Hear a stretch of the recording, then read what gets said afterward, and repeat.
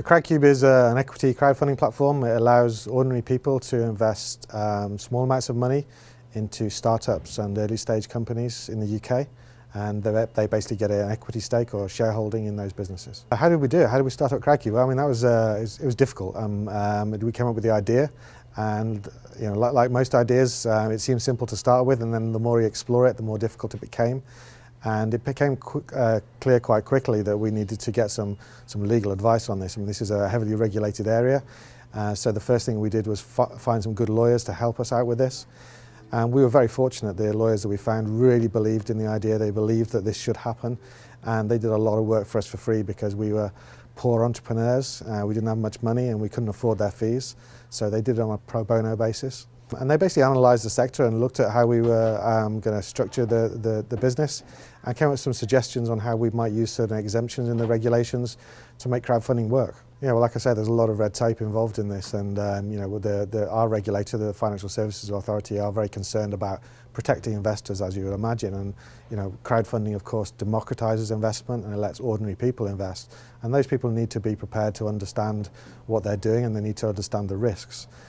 So again, I mean, our lawyers really gave us a good steer on how we would do that, and we're still using them to date, and we're still using them to help us navigate through and find the best way of doing this. We didn't really do campaigning. I mean, when we started, crowdfunding was barely heard of. We went to the government, well, we went to the regulator with our business model and asked them whether it would work, and they said, yeah, it works, so we started off.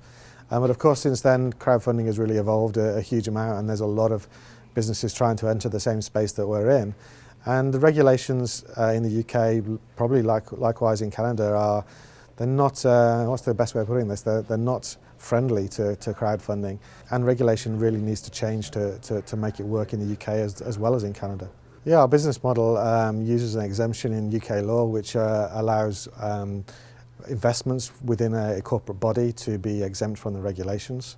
So what we do is all the investors who sign up on Crowdcube become part of a company that we operate, and all of the businesses that get funding through Crowdcube become subsidiaries of that same company, which means that we have architected a situation where they're all part of the same corporate body, and the exemption then applies. What advice do I have to entrepreneurs wanting to start a platform? I mean, it's a challenge. Be prepared for a tricky road ahead. It's been a roller coaster ride for us. But I would say that look at the other platforms that are operating, try and learn from what they're doing, and really focus on the investor. It's easy to focus on the entrepreneurs and the businesses that are coming through, but your platform's nothing if you don't have investors and active investors on your platform. So really focus on that side of things. Yeah, there is potential for fraud.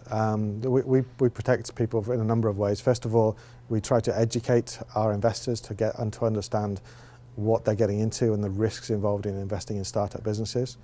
But on the more proper fraud side, we do a lot of vetting of the businesses that come through to us, and we think we weed out any potential fraud ourselves.